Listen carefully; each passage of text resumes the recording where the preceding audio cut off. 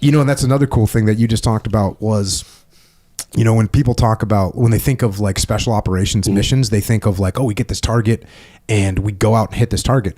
Well, it didn't take us long to figure out in Ramadi that if we've got a target, because we had my intel shop, my guys were freaking awesome and they worked in close conjunction, but we had really good forms of intelligence. Right. I'll leave it at that. And we would get targets all the time.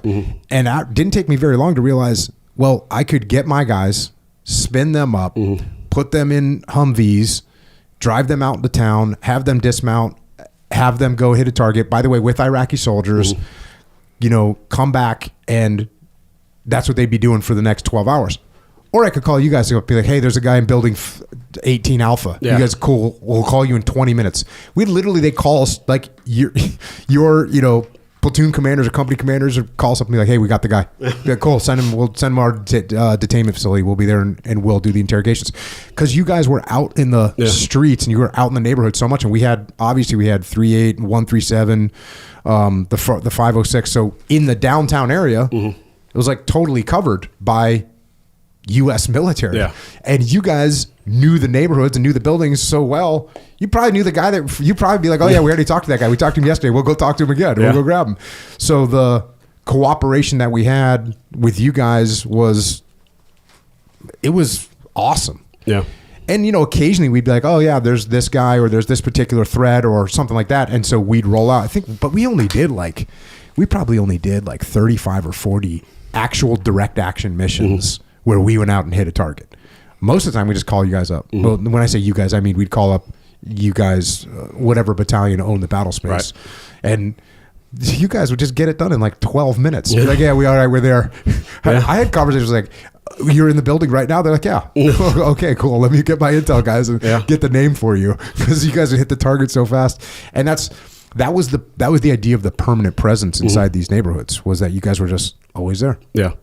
Yeah, I got to the point where we were doing so many, raids like that before we started doing the SKTs, the small kill teams, that instead of doing like a hard entry, where you blast the door, throw flashbang and stuff, we would try to sneak in. I got videos that we snuck in someone's house and one of our dudes jumped in the bed with them because we were that quiet, or we'd like step over people to like clear the rest of the house and then wake them up and then zip strip them and stuff. Yep. But like, we got surgical with it. Yeah, that was a definite change. Same thing for us. This idea of breaching the front door, which always seems exciting, and there are some tactical advantages to it. But the tactical advantage of sneaking into the building and just getting full control before you wake anybody up, that doesn't get. There's not much more advantages you can get than that mission right there. Yeah. So as these things blur together in your head, are you feeling any combat fatigue?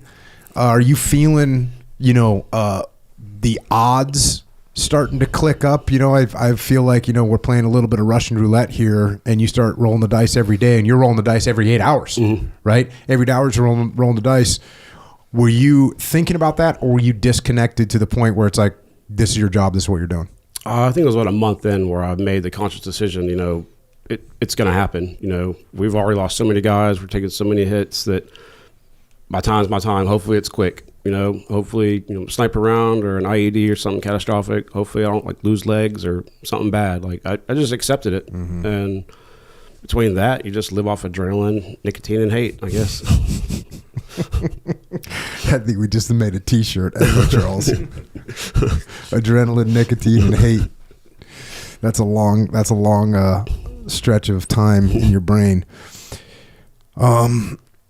The casualties keep coming for you guys. I know you guys lost Staff Sergeant Swanson as well. That's July, I think.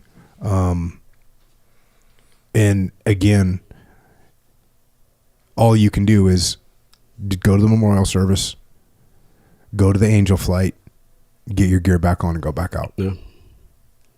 Over and over and over again. Yep. I know you mentioned that you remember a little bit about like setting security for Colonel Dean to go meet with some sheikhs, and not realizing at the time what a huge impact that those meetings were going to have on the war. Yeah. I don't know how I got attached to his PSD. I think Captain Lanson was out with him or something. I was just part of the whole convoy. But I remember sitting outside his compound, and we were obviously outer security, so we'd sit with him, and some of his guys would come up and bullshit with us, and Chevy Aztec, nickel-plated AK, like just hanging out with him. And that's another T-shirt, dude. A Chevy. Yeah, I got pictures. A Pontiac Aztec with I got pictures AK. like sitting. Yeah, let's go.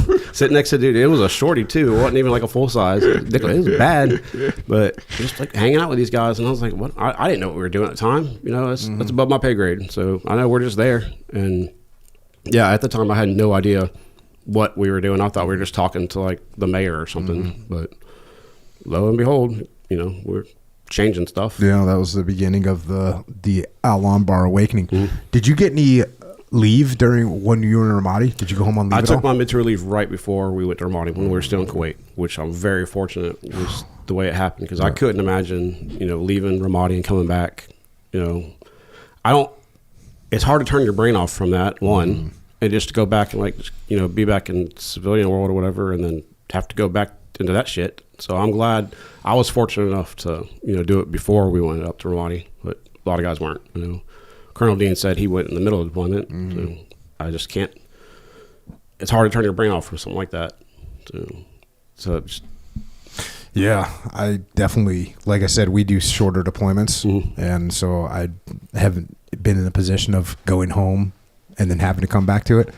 But I'll tell you, that seems like it would be very, very difficult to do. Yeah. Very, very difficult to I'm about to get killed, go home, be in total peace and harmony with your family, and then know that as soon as you get home, okay, I got 2 weeks, and then be right back in the shit again. Yeah.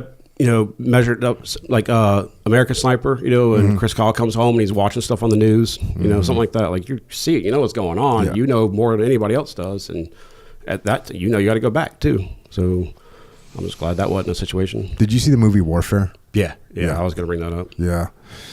Well, one thing that's interesting about that is I was talking to Colonel McFarland about it, and he was home on leave. Really? Yep. Because he asked me, he was like, hey, when did this happen? Like, I'm trying to remember if this was this or this was that. And I said, no, this was November 19th. And he goes, oh, I was home on leave. And, he sings praises of his subordinate leadership, because when he was home on leave, they did some of the really successful operations, and he's really proud of that because he wasn't even there to take part in them. But so you did see Warfare? Yeah, by far the best war depiction of what we went through I've ever seen. And I watched it with my wife, and then eventually I watched it with my 17-year-old son. I wanted to make sure I watched it first by myself, just to kind of get the reaction. I didn't go to the theaters. I bought it off Amazon. Then I watched it with my wife, and you can't really explain to your spouses what you went through. You can't really we got shot at, we got blown up, but until you see something like that was by far the best depiction of what we went through. Yeah. Hands down.